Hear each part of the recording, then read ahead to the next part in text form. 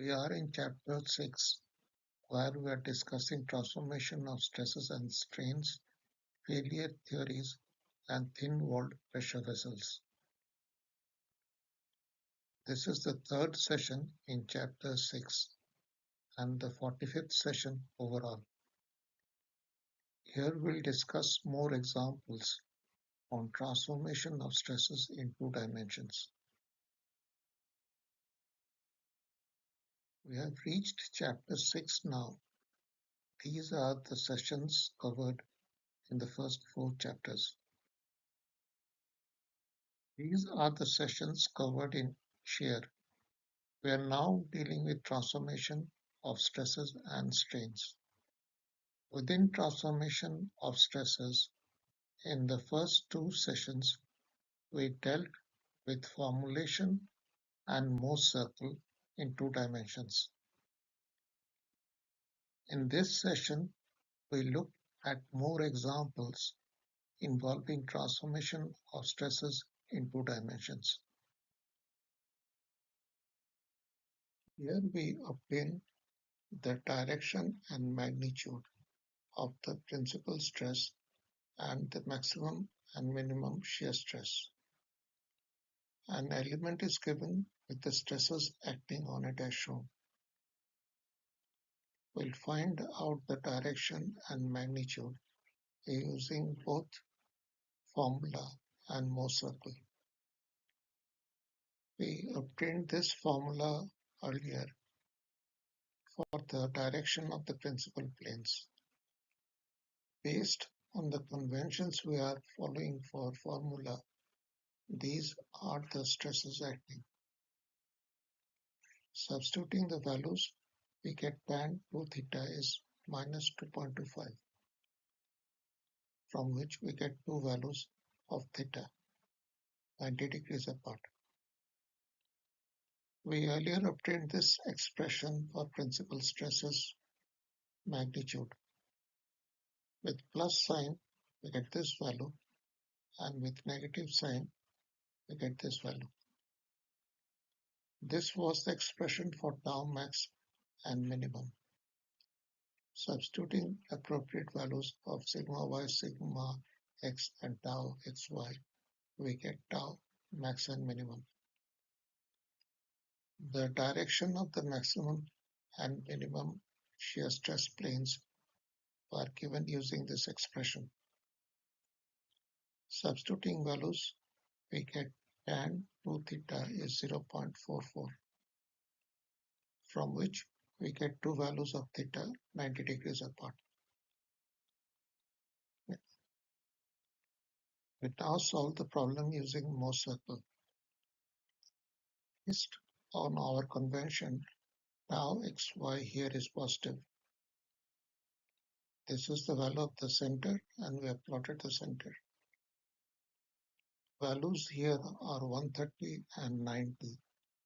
So we have plotted 130 and 90 to obtain point A. The values on the top surface are 50 and minus 90. So we have plotted B as 50 and minus 90. If we rotate AB by 66 degrees in the clockwise direction, we reach A dash B dash. A dash B dash corresponds to the principal planes. Half of this angle is minus 33 and half of this angle is 57. If we rotate AB by this angle in the anti-clockwise direction, we reach A double dash and B double dash, which correspond to the maximum and minimum shear stress. Half of this angle gives the rotation of the element, and half of this angle gives the other value of theta. The magnitude of A dash and B dash correspond to these values, and the maximum clockwise and anti-clockwise shear stress in the Mohr circle correspond to these values.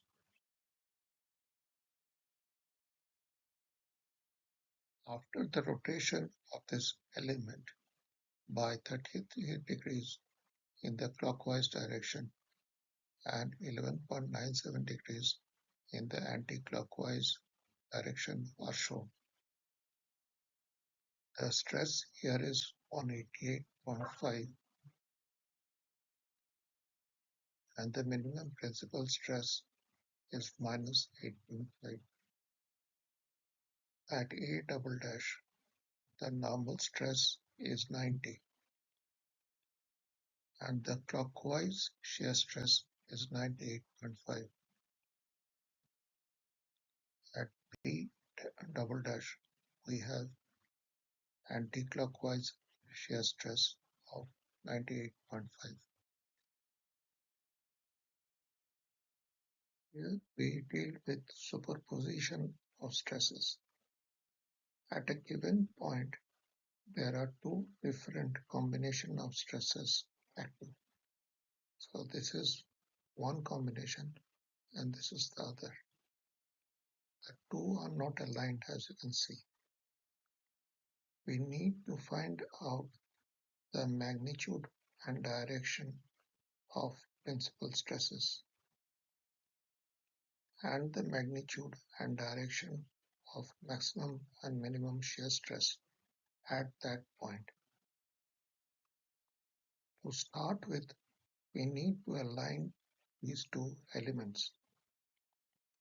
So we rotate this element 35 degrees in the anti-clockwise direction and find out the stresses acting on the element. Both sigma x and sigma y are 10.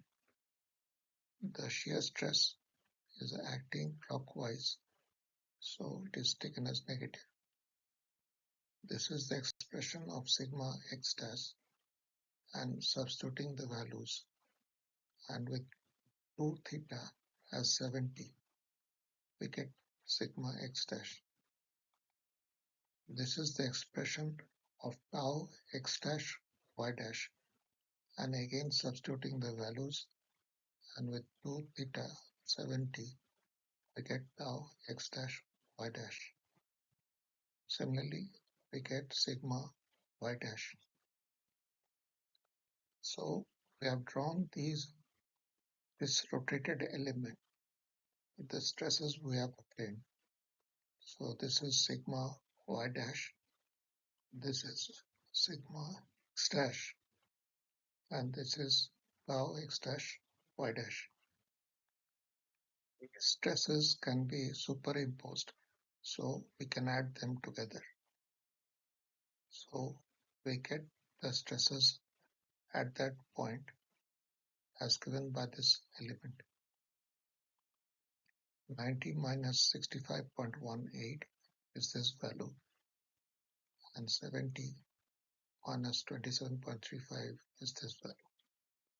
And here we add them, we add the stresses, get this value. So now we have the stresses at that point. We need to find the magnitude and direction of principal stress and the magnitude and direction of maximum and minimum shear stress. This is the formula for the principal planes. We take the stresses acting on this element. Tau xy is positive since it is anti-clockwise. We get tan 2 theta, from which we get two values of theta. This is the equation for principal stresses.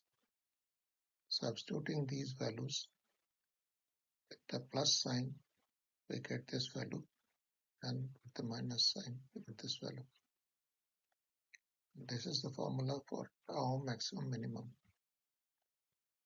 and substituting, we get the value of tau max minimum. We can find the direction which the maximum and minimum shear stresses are using this formula. So we get tan 2 theta and then two values of theta which are 90 degrees apart. Solve the same problem here using Mohr's circle. In the first step, we rotate this element by 35 degrees anti-clockwise and find out the stresses acting on it. The stresses acting on this face are 10 and 80 and is plotted as point A. The stresses acting on this face is 10 and minus 80 and plotted as point B. Here, the element rotates 35 degrees anti-clockwise. So in the Mohr circle, we rotate 70 degrees anti-clockwise. So we reach A dash B dash. At A dash, the normal stress is minus 65.18 and the shear stress is 27.35, which is what we have obtained earlier. At B dash, the normal stress is 85.18 and the shear stress is minus 27.35, which is also what we obtained earlier. Here we have summed up the stresses acting on these two elements. So we'll rotate this element to find out the magnitude and the direction of the principal stress and the magnitude and direction of maximum and minimum shear stress. This shear stress is negative as per our convention in Mohr circle. So the stresses on this face has been plotted as A. The normal stress here is 150.18. So we have plotted B.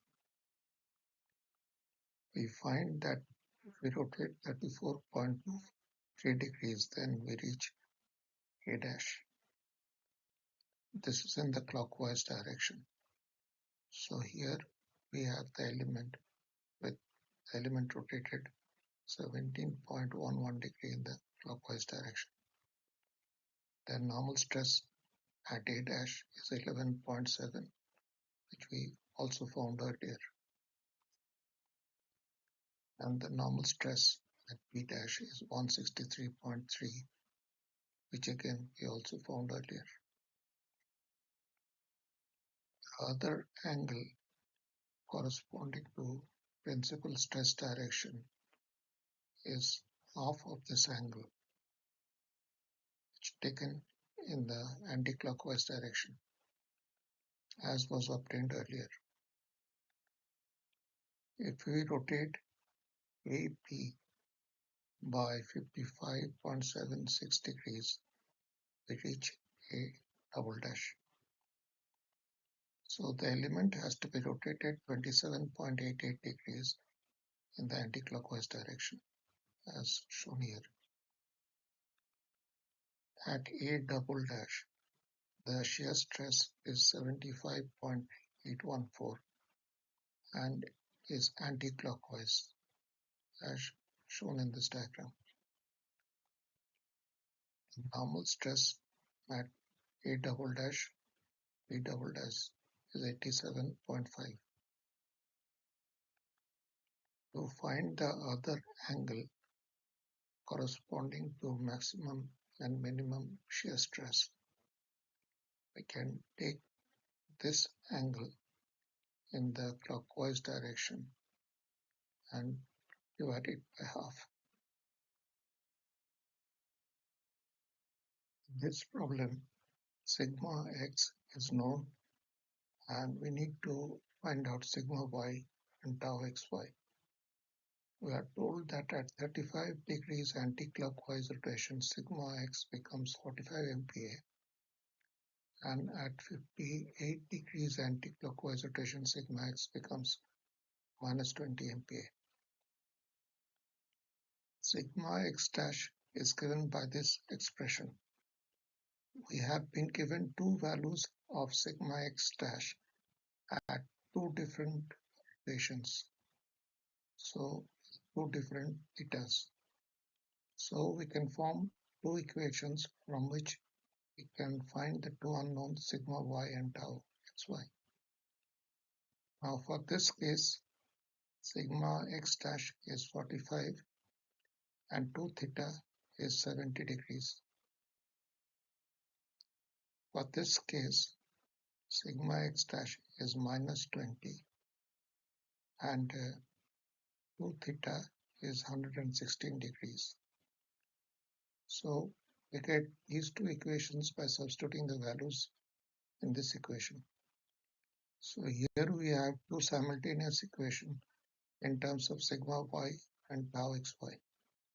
Solving, we get tau xy, and putting this value back in equation 1a, we get sigma y.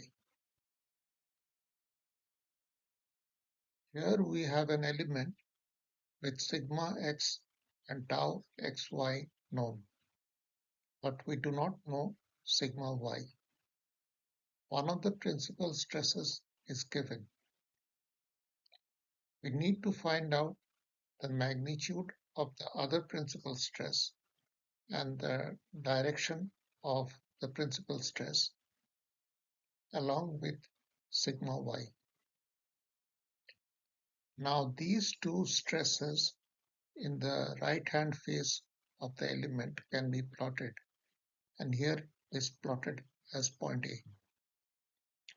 We know one of the principal stresses and the corresponding shear stress is 0, so we have another point which we have plotted here as P1.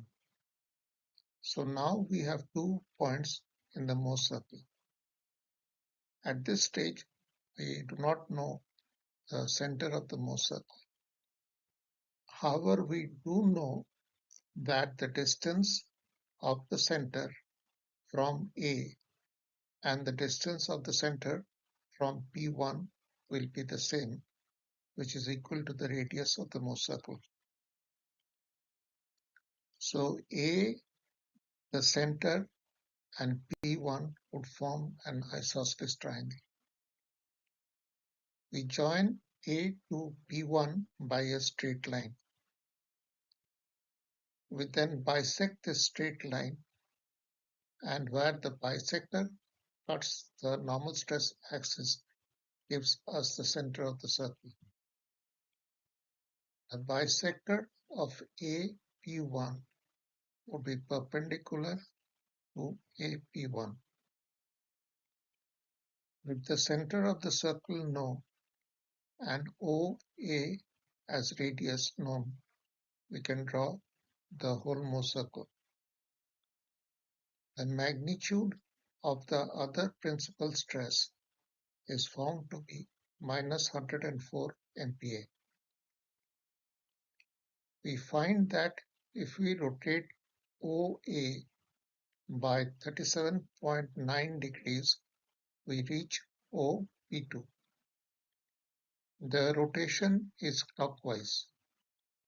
So here we have rotated this element by half of this angle in the clockwise direction. Then we have the principal stresses acting on the element with no shear stresses. We can extend AO to P. The normal stress at point P is found to be 18 MPa. So sigma y is 18 MPa. Here we have mentioned about a geometric method to find the center of the circle, but we can also do that analytically.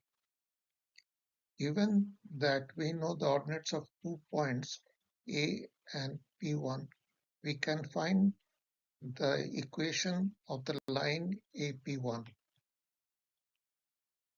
We can find the slope of the bisector since the slope of this line multiplied by the slope of the bisector will be -1. From the ordinates of A and P1, we can also find the ordinates of the midpoint. With the slope and the ordinate of one point known, we can find the equation of this bisector. Now with the equation known and one of the ordinates is 0 in the normal stress axis, then we can find the other ordinate. So we can find the normal stress corresponding to the center. The maximum and minimum shear stress is found to be plus or minus 68.4 MPa. Here we look at two examples involving range of values. With this element, sigma x and sigma y are given, but tau xy is not given. We are asked to find the range of values for shear stress for which the maximum tensile stress is less than 50 MPa. Now the maximum tensile stress is the principal stress.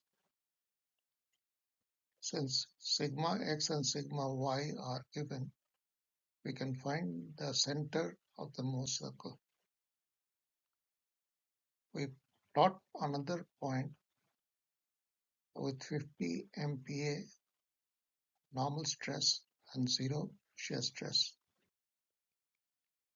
Then using this distance as radius, we can form a Mohr circle.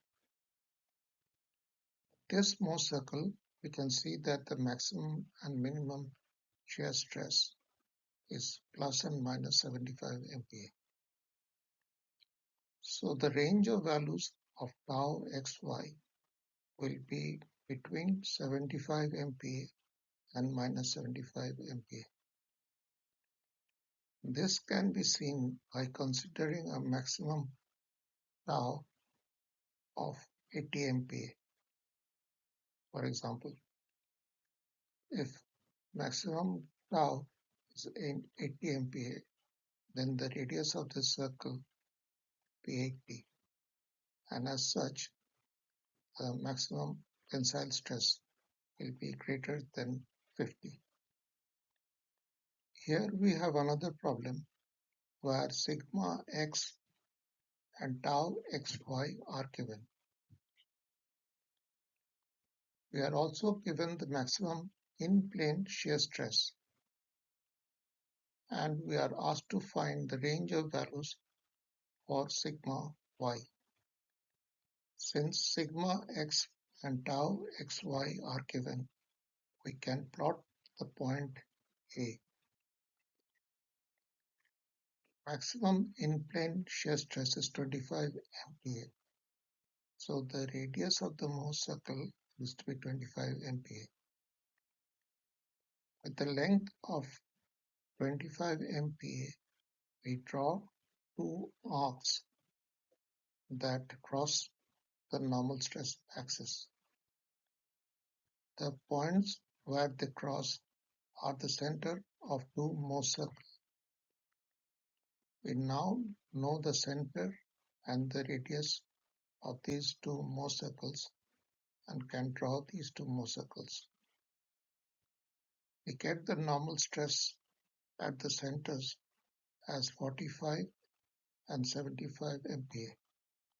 We already know sigma x, and since sigma x plus sigma y divided by 2 gives the magnitude of the normal stress at the center, we can find out sigma y for the two cases, which we get as 30 MPa and 90 MPa. We can find out the ordinates of O1 and O2 analytically as well. We know the ordinate coordinates of point A and one of the coordinate of O1 and O2.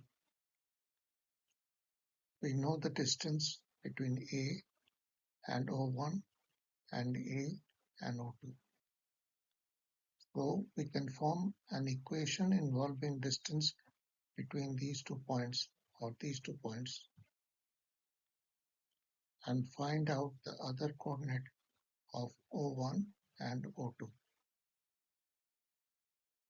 We now start looking at problems in structures involving transformation of stresses. So here we have a centroidal load P acting on a shock column. The stresses sigma x and tau xy acting on an oblique section 1,1 is given. We are required to find the angle alpha and P divided by A, where A is the perpendicular cross section. If we isolate the portion upper from the oblique section 1,1, then that portion must be in equilibrium. So there would be a force P cos alpha acting perpendicular to the section and P sin alpha acting parallel to the section. If the perpendicular cross section is A, then this area of the oblique section would be A divided by cos alpha. Then sigma x would be this force by this area, that is P cos alpha divided by A divided by cos alpha, or P divided by A into cos square alpha. We earlier obtained this equation in chapter 1.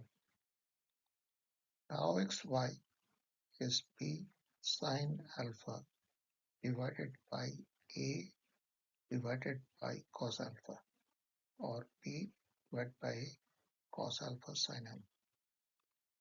We are given sigma x and tau xy.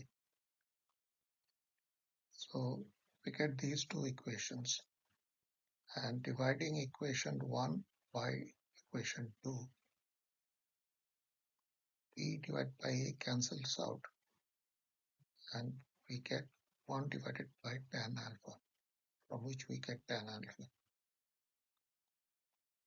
So alpha is obtained as 20.56 degrees.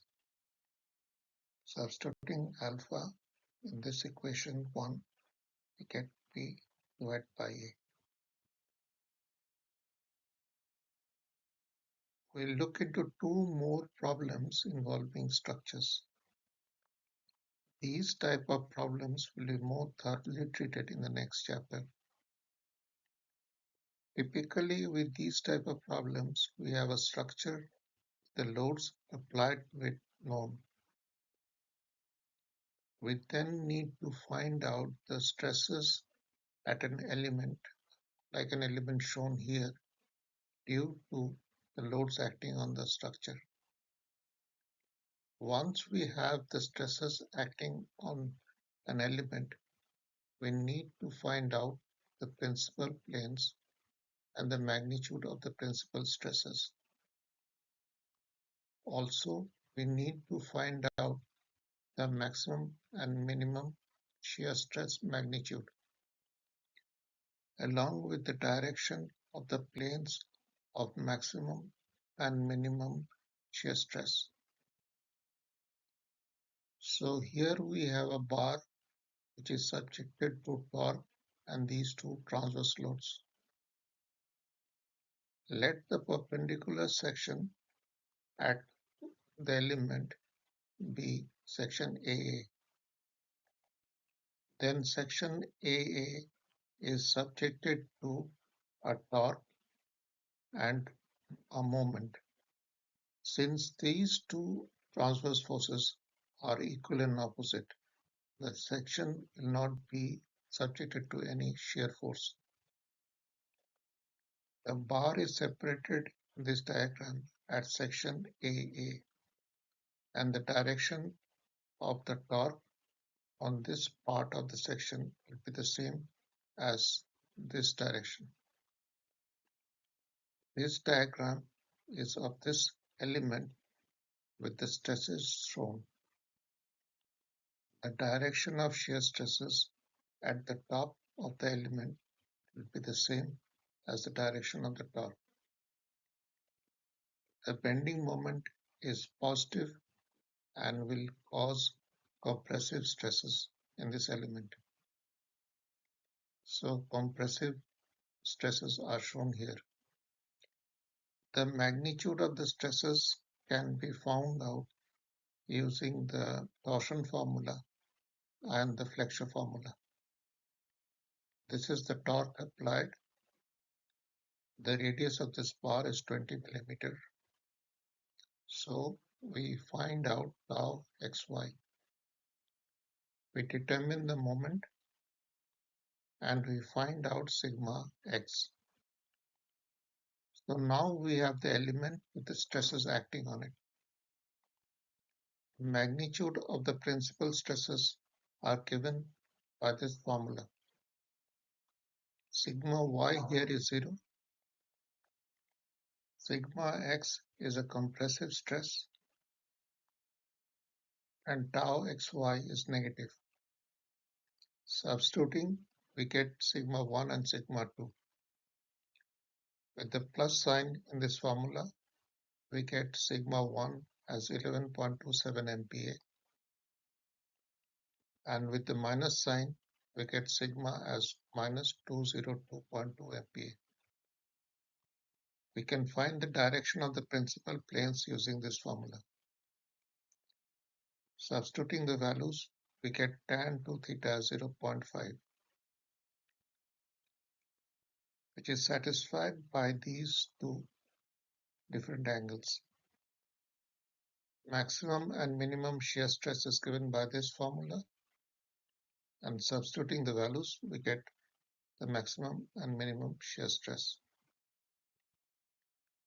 The angle of the planes corresponding to the maximum and minimum shear stress is given by this formula.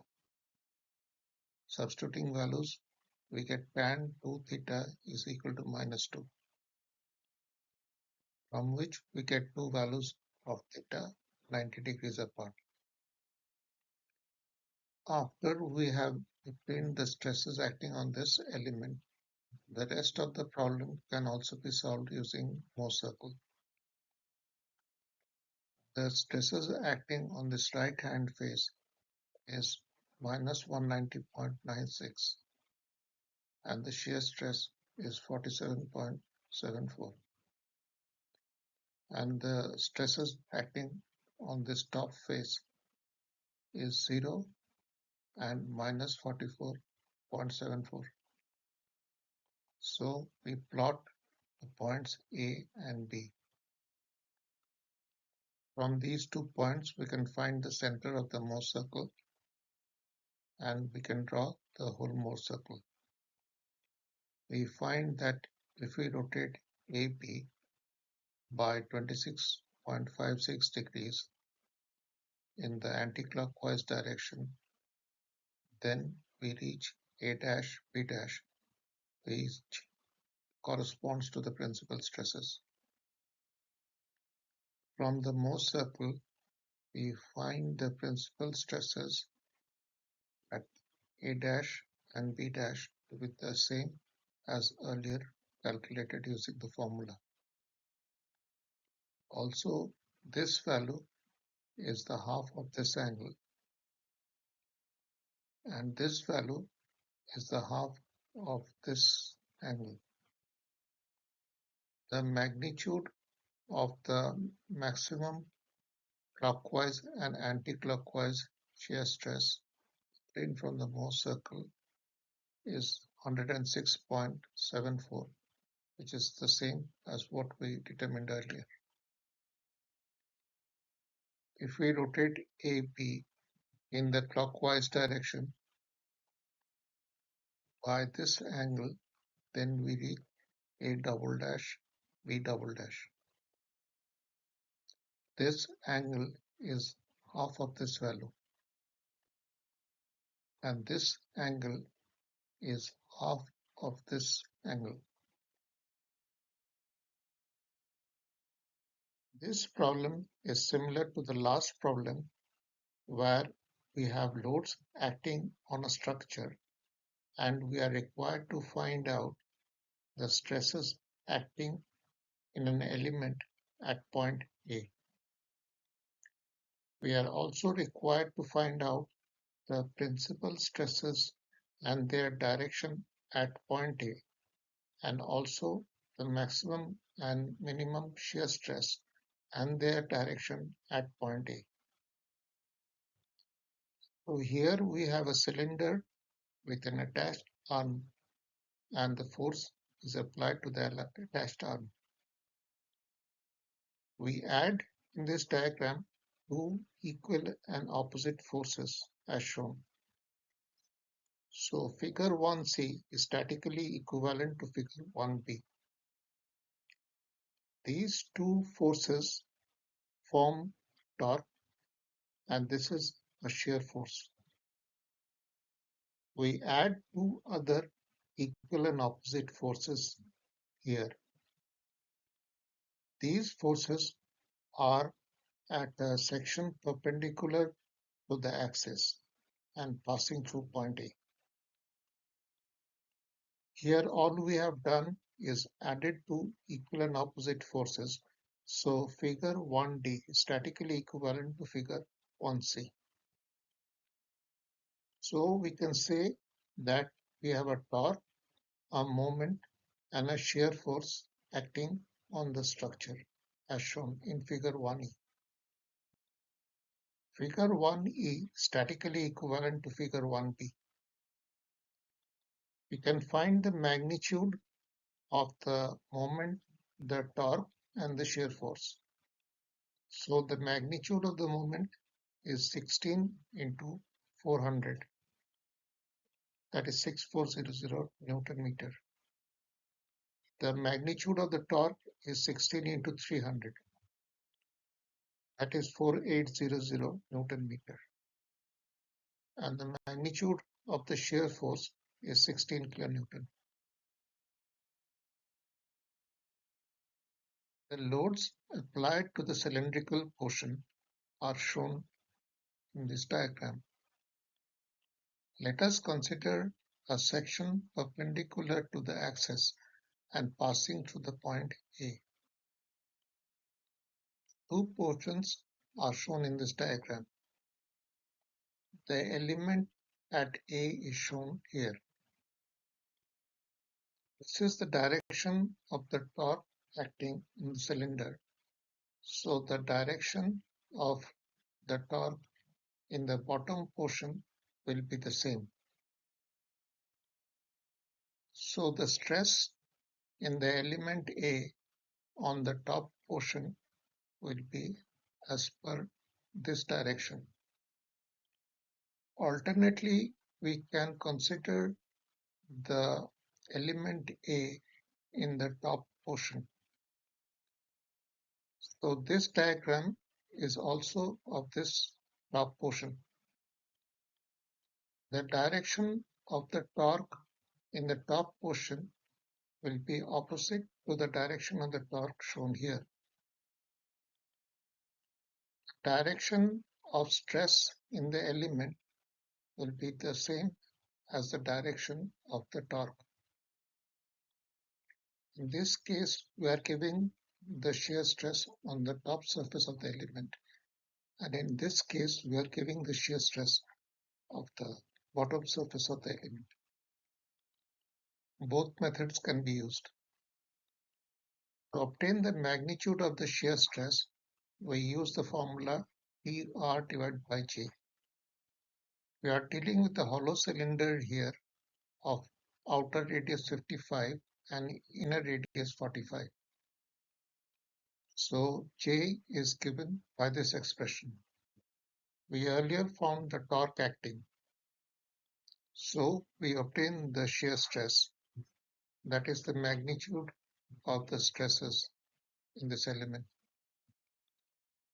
With the moment acting as shown, there will be compressive stresses acting on element A. This is shown here. The magnitude can be found using the formula minus my divided by I, where we again find I of the cylindrical motion. We found m earlier, so we get the normal stress acting. Due to the shear force, there will be shear stresses in the section corresponding to the point A. However, since point A is at the edge, there will be no shear stress at that point. We earlier obtained the shear stress acting in element A and the normal stress acting in the vertical direction in the last slide. Here, both the stresses are shown, and the normal stress acting in the vertical direction in the last slide is taken as sigma x. So for formulation purposes, these are the stresses acting. We can find the magnitude of the principal stresses acting using this relation. If we consider the negative sign here, we get this value, and if we consider the positive sign, we get this value. We can find tau maximum and minimum using this relation, and tau maximum and minimum is given here. We now look at the directions. The direction of the principal planes is given using this formula. We substitute the appropriate values and we get tan 2 theta is 1.33, from which we get two values of theta 90 degrees apart. The direction of maximum and minimum shear stress is given using this relation. We substitute the values and we get tan 2 theta is equal to minus 0.75, from which we get these two values of theta. We now solve the problem using Mohr's circle. For Mohr's circle, these are the stresses. Tau xy is clockwise on this face and therefore is taken positive. We find the center and the center is plotted. Point A is minus 66 and 44.37, so it is plotted minus 66.55 and 44.37 on the y-axis. Point B is 0 and minus 44.37, so it is plotted here. If AB is rotated anti-clockwise by this angle, we reach A dash B dash. The stresses at A dash and B dash are the same as those obtained earlier. Rotation of the element is half this angle, which is the same value obtained earlier. If we rotate AB in the clockwise direction by this angle, we reach A dash, A double dash and B double dash. The maximum anti-clockwise and clockwise shear stresses is the same as obtained earlier. The rotation of the element is half this angle in the clockwise direction, which is what we obtained earlier.